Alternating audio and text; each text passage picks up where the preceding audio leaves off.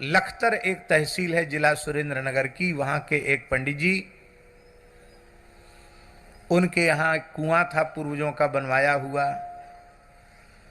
और वही एकमात्र जल का साधन था। अब तो नर्मदा जी की नहर वहां तक पहुंच गई तो बहुत सुविधा हो गई।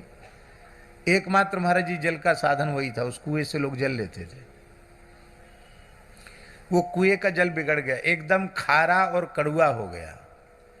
ऐसा समझिए कि वो पीने के की बात क्या चले, कुल्ला करने के लायक नहीं बचा। बहुत दूर से लोग जल लेके आते थे। और महाराज जी की वहाँ कथा चल रही थी, सबरी चरित्र महाराज जी बोल रहे थे। वो भोले भाले पंडित जी ने सुना कि सरोवर का जल खराब हो गया था, सबरी जी की चरण रस से पवित्र हो गया। तो बस कथा के बाद वो आए, महाराज जी के चरण धोए और धो करके कुआं में डाल दिया। और किसी को बताया नहीं। हाँ, जब वो पैर चरण धो रहे थे तो हमने टोका जरूर उनको। हमने कहा भाई ठंड का समय है, महाराज जी मोजा पहने हैं, आप क्यों पैर चरण धो रहे हैं, सवेरे धो लेना। तो महाराज जी इतने दयावान थे, इतने करुणामय थे।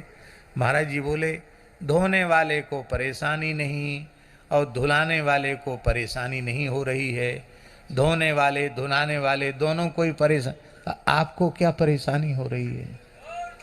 हम चुप हो गए। अति उदार थे।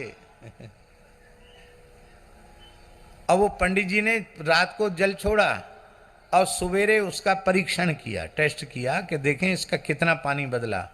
आश्चर्यजनक एकदम मीठा हो गया पानी, आज भी वो कुआं का मीठा पानी है।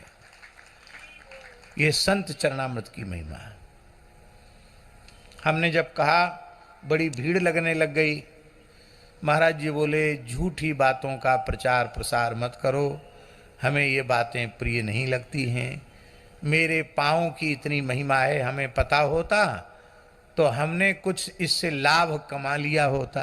महाराज जी बोले हमने अपने पैर से कोई फायदा मुनाफा तो कमाया नहीं, ये तो पंडित जी की श्रद्धा और उनके विश्वास का लाभ है, इसमें मेरे पैर की कोई विशेषता नहीं है। इसलिए पंडित जी ये जो तुम बात कह रहे हो बढ़ा चढ़ा के मत कहो। चुप हो गए। हमने अपने जीवन में संत चरणामृत की एक विलक्षण घटना देखी, तब से मन में ऐसा भाव निर्मित हो गया कि अपने जीवन में प्रतिदिन संत चरणामृत लेना है।